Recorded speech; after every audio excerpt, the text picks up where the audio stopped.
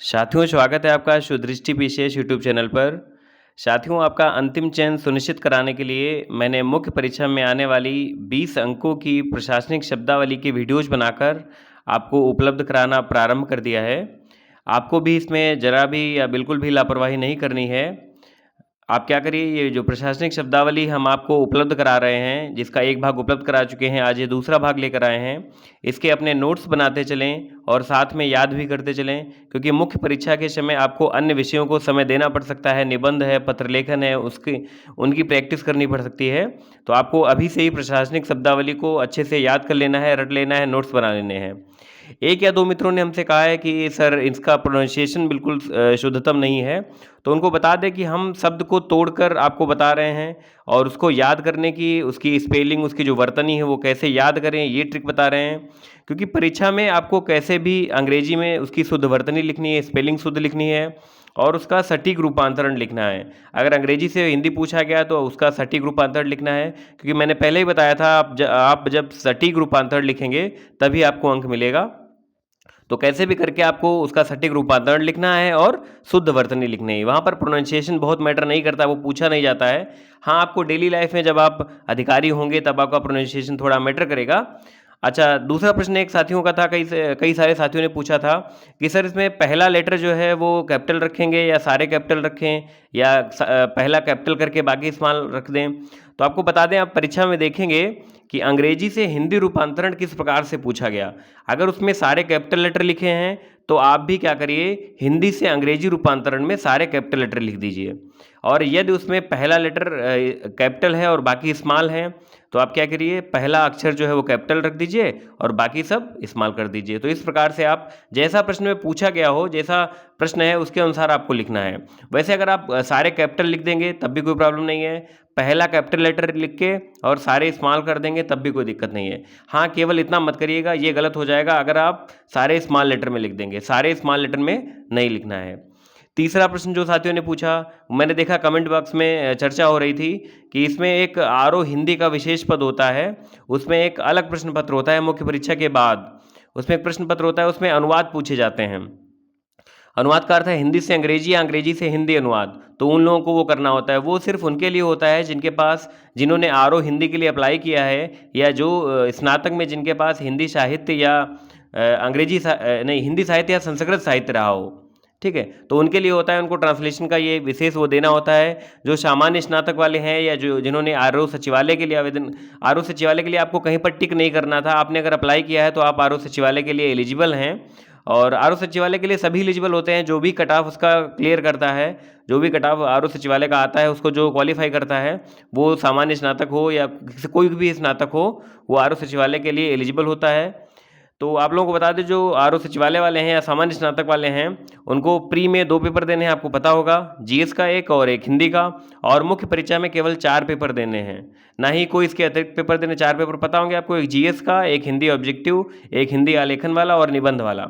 इसके अलावा कोई टाइपिंग टेस्ट नहीं है, कोई इंटरव्यू नहीं है और कोई भी अनुवाद का पेपर नहीं है। आप बिल्कुल यहाँ सुनिश्चित कर लीजिए। चलिए, सारे आपके जो प्रश्न थे वो मैंने यहाँ पर कंप्लीट किए। आगे चलते हैं, प्रशासनिक शब्दावली का भाग 2 प्रारंभ करते हैं। इसमें देखिए, पहले भाग में थोड़ी एक स्पेलिंग मिस्टेक हो गई थी, मैंने यहाँ पर भूल सुधार में लिख दिया है। प्रशासनिक शब्दावली 01 में क्रमांक 6 पर अंकित शब्द की शुद्ध स्पेलिंग स्क्रूटनी, इसका अर्थ होता है संवीक्षा। तो स्क्रूटनी में यू के बाद आई लिख गया था, टाइपिंग मिस्टेक थी वो, तो उसको आप लोग शुद्ध कर लीजिए। जिस साथी ने हमको इसका संज्ञान में लाया था, उसको बहुत बहुत धन्यवाद। क्योंकि गलत हो जाने से कई साथियों का नुकसान हो सकता है परीक्षा में आ जाए और आप गलत लिख दें। तो आप लोग इसको शुद्ध कर लीजिए। और इसमें भी ऐसा नहीं है, मानते हैं कि मानवीय भूल हो सकती है, हमसे भी कहीं पर टाइपिंग त्रुटि हो सकती है।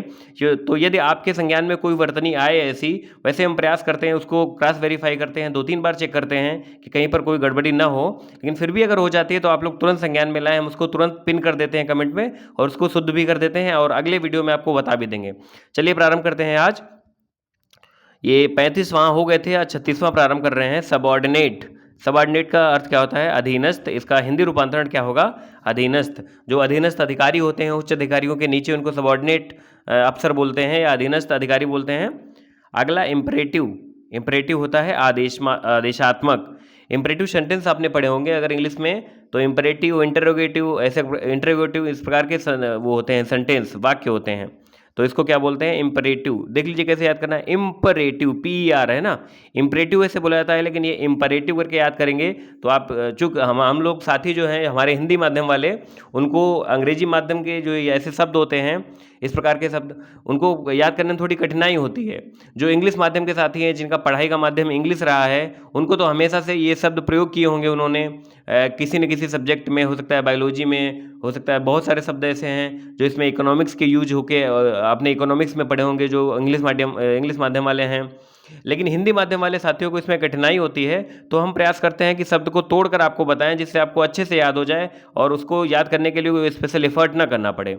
ठीक है, अगला देखते हैं डिमरेज। डिमरेज होता है विलंब शुल्क। डिमरेज क्या होता है? विलंब शुल्क।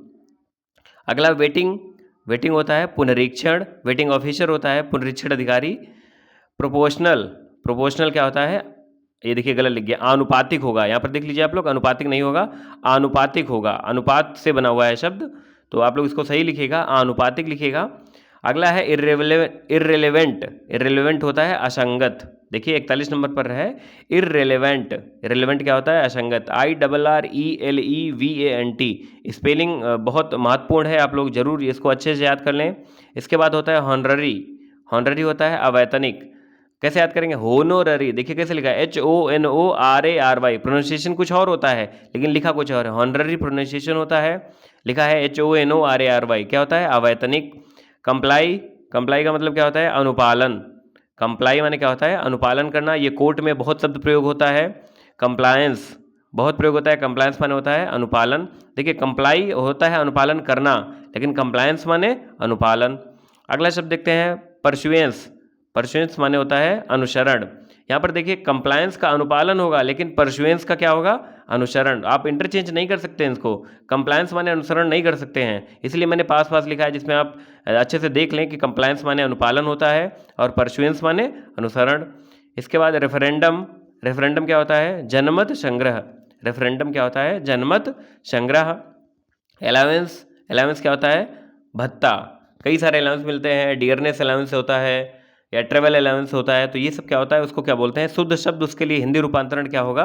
भत्ता। इंसेंटिव। इंसेंटिव क्या होता है? प्रोत्साहन। आपने कई बार देखा होगा कि इंसेंटिव मिला किसी चीज़ का, तो वो वास्तव में प्रोत्साहन होता है। तो इंसेंटिव माने क्या होता है? प्रोत्साहन। रेट्रोस्पेक्टिव। रेट्रोस्पेक्टिव कई जगहों पर आपके यहाँ इसकी स्पेलिंग रेस्ट्रोस्पेक्टिव लिखी है, गलत है वो। रेट्रोस्पेक्टिव होता है भूतलक्षी। ये भी कोर्ट का ही शब्द है, न्यायालय में आपको बहुत सुनने को मिलेगा। ऑर्डिनेंस। देखिए स्पेलिंग देख लीजिए, दो ऑर्डिनेंस मैंने यहाँ पर लिखे हैं। एक का अर्थ होता है, एक का रूपांतरण हिंदी होता है अध्यादेश, और दूसरे का होता है आयुध। जो ऑर्डिनेंस फैक्ट्री होती है, आयुध निर्माण जो एक फैक्ट्री होती है, उसका नीचे वाली है वो क्या है? देखिए ORDNANCE। ऊपर वाला जो अध्यादेश है उसमें आई भी लगा है और इसमें आई नहीं है, तो इनमें अंतर आप देख लीजिए कि एक ऑर्डिनेंस है और एक ऑर्डिनेंस है। क्या है? ऊपर वाला अध्यादेश है और नीचे वाला आयुध है। अगला देखते हैं प्राइमा फेसी। प्राइमा फेसी प्रथम दृष्टि से। आपने देखा होगा अगर कोई आपराधिक घटना हो जाती है या कोई केस हो जाता है या फिर कोई मर्डर हो जाता है, तो वहाँ पर जो पुलिस अधिकारी, उच्च अधिकारी पहुँचते हैं, तो उनका स्टेटमेंट आपने अगर सुना होगा गौर से, तो वो बोलते हैं कि प्राइमा फेसी ऐसा लग रहा है कि जो भी वहाँ पर परिस्थितियाँ उसके अनुसार, तो प्राइमा फेसी शब्द वहाँ पर प्रयोग होता है। तो इसका अर्थ होता है प्रथम दृष्टि से या प्रथम दृष्टया। कैसे लिखते हैं? प्रथम दृष्टया, दृष्टया। ठीक, दोनों लिख देंगे आप, दोनों सही है, प्रथम दृष्टि से या प्रथम दृष्टया। अगला देखते हैं प्रॉक्सी। प्रॉक्सी का मतलब होता है परोक्ष या प्रतिपत्र। ये प्रॉक्सी वही वाली है जो अटेंडेंस पे प्रॉक्सी लगाते हैं, साथी नहीं होता है, उसकी जगह पर कोई दूसरी अगर अटेंडेंस बोलता है तो प्रॉक्सी ही बोली जाती है। और उसका अर्थ क्या होता है हिंदी रूपांतरण? परोक्ष या प्रतिपत्र। प्रतिपत्र का मतलब होता है किसी दूसरे की जगह पर कुछ कोई दूसरा बोल रहा हो अगर। कॉरिगेंडम। कॉरिगेंडम का हिंदी रूपांतरण होता है शुद्धिपत्र। और ऐसे ही होता है इरेट्टा। ERRATA। इरेट्टा। इरेट्टा माने क्या होता है? शुद्धिपत्र। देखिए ERRATA शुद्धिपत्र, और कॉरिगेंडम CORRIGENDUM, कॉरिगेंडम भी शुद्धिपत्र होता है इसका अर्थ। आगे देखते हैं डिक्टेटर। डिक्टेटर को बोलते हैं अधिनायक। क्या बोलते हैं? डिक्टेटर यानी अधिनायक, और डिक्टेटरशिप यानी अधिनायकता। ये वही तानाशाह वाला है, लेकिन अधिनायक शुद्ध हिंदी शब्द होता है। तानाशाह भी लिख सकते हैं आप, लेकिन प्रयास करिएगा जो बिल्कुल सटीक हो वही लिखिए। तो डिक्टेटर को अधिनायक ही कहते हैं और डिक्टेटरशिप को क्या कहेंगे? अधिनायकता। अगला देखते हैं यूटिलाइजेशन सर्टिफिकेट। यूटिलाइजेशन का अर्थ होता है उपयोग, और नीचे देखिए मैंने एक और लिखा है कंजम्पशन। कंजम्पशन का मतलब होता है उपभोग। इनमें बहुत अंतर है। हमारे गुरुवर पृथ्वीनाथ पांडे जी ने जो है इसका अर्थ बताया है उपयोग उपभोग का। हम आपको टेलीग्राम ग्रुप में उसका हिंदी का उनका वो अखबार में वो हर रविवार को उनका एक हिंदी की पाठशाला करके एक लेख छपता है, तो उसमें सर ने उपयोग और उपभोग में अंतर बताया है। तो आपको हम वो डाल देंगे कि उपयोग क्या होता है और उपभोग क्या होता है। तो देखिए यहाँ पर उपयोग का अंग्रेजी रूपांतरण होता है यूटिलाइजेशन, या फिर उल्टा कह सकते हैं हम आपको हिंदी से अंग्रेजी और अंग्रेजी से हिंदी दोनों साथ ही में पढ़ा रहे हैं। आप ये आशा मत करिए कि हम इसके बाद आपको हिंदी से अंग्रेजी वाली भी शब्दावली कराएंगे। वो आप यहीं से आपको अधिनायक का अगर पूछा जाए तो डिक्टेटरशिप हो गया, उपयोग प्रमाण पत्र पूछा जाए तो यूटिलाइजेशन सर्टिफिकेट हो गया। ठीक है, तो यूटिलाइजेशन का होता है उपयोग। ऐसे ही कंजम्पशन सर्टिफिकेट उपभोग प्रमाण पत्र। अगला देखते हैं ग्रांट। ग्रांट का अर्थ क्या होता है? हिंदी रूपांतरण होता है अनुदान। आपने सुना होगा यूनिवर्सिटी ग्रांट कमीशन, विश्वविद्यालय अनुदान आयोग। तो ग्रांट का अर्थ क्या होता है? अनुदान। ग्रेचुटी, ग्रेचुटी होता है उपदान या ये देखिए यहाँ पर भी आनुतोषिक होगा। ठीक है, क्या होगा? आनुतोषिक। मुझे लग रहा है टाइपिंग में अपने आप लिख ले रहा है ये, तो क्या होगा? ये चूँकि हम गूगल का जो कीबोर्ड वाला होता है इंडिक कीबोर्ड, उससे लिखते हैं आनुतोषिक। अनुतोष में इक प्रत्यय लग जाएगा तो क्या बनेगा? आनुतोषिक। मैंने बताया कि जब इक प्रत्यय लगता है तो एक या दो शब्द अपवाद स्वरूप हैं जिनमें नहीं होता है, नहीं तो सब में क्या होता है जो पहला शब्द होता है उसमें बड़ा की मात्रा ऐड हो जाती है। जैसे परिवार के साथ इक लगता है तो पारिवारिक बन जाता है। ये हमने हिंदी वाले लेक्चर्स में आपको अच्छे से बताया है, वर्तनी वाले में। चलिए, ग्रेचुटी हो गया, ग्रांट हो गया। अब चलते हैं एम्बेजलमेंट। अगला शब्द देखते हैं एम्बेजलमेंट। वर्तनी देख लीजिए, इसकी स्पेलिंग क्या है? इसका अर्थ होता है गबन। इसका एक डिफाल्सेशन भी होता है, वो भी आपको अगले वीडियो में हम शामिल कर लेंगे। एम्बेजलमेंट, इसकी वर्तनी अच्छे से देख लीजिए, महत्वपूर्ण है। सेलेक्ट कमेटी, अच्छा इसी से जो मिलता जुलता एक शब्द और है इम्पीचमेंट, या नीचे मैंने लिख दिया है इम्पीचमेंट। इम्पीचमेंट क्या होता है? महाभियोग। इसकी भी वर्तनी देख लीजिएगा, इम्पीचमेंट क्या होता है? महाभियोग। इसके बाद सेलेक्ट कमेटी। सेलेक्ट कमेटी ये आपने राज्य व्यवस्था में पढ़ा होगा, प्रवर समिति और स्थायी समिति, ये दोनों उसमें शब्द आते हैं।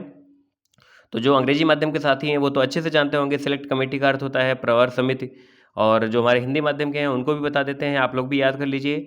सेलेक्ट कमेटी, कमेटी की स्पेलिंग देख लीजिए, थोड़ी यूनिक है, COMMITTEE। या कुछ साथी होते हैं, हमने अंग्रेजी के कई हमारे गुरुवर थे, उन्होंने उनको मना करते थे कि डबल करके मत बोलिए, डबल करके बोलना गलत होता है। उन्होंने कई बार हमको इस विषय में मारा पीटा भी, मतलब डांटा भी। तो इसकी स्पेलिंग क्या होती है? COMMITTEE। देखिए MMTTEE ये होती है। ठीक ठीक, तो आपको कैसे बोलना है? COMMITTEE ऐसे करके प्रवर समिति, ये इसकी शुद्ध वर्तनी हो गई। ऐसे स्टैंडिंग कमेटी, इसमें भी देख लीजिए कमेटी सेम है, स्थायी समिति। अगला इम्पीचमेंट, मैंने बताया भी इम्पीचमेंट का हिंदी रूपांतरण क्या होता है? महाभियोग। और अंतिम है आज का कमेंसमेंट। कमेंसमेंट, आप कोई एडवर्टीजमेंट देखते होंगे जो विज्ञापन वगैरह आते हैं किसी भर्ती का, तो वहाँ पर लिखा होता है डेट ऑफ कमेंसमेंट, यानी प्रारंभ तिथि। तो वो प्रारंभ उसका अर्थ होता है कमेंसमेंट। स्पेलिंग देख लीजिए, महत्वपूर्ण है। तो ये प्रशासनिक शब्दावली का भाग 2 आज यहाँ पर पूरा हुआ, और इसके बाद इसको हम कंटिन्यू करेंगे। धन्यवाद।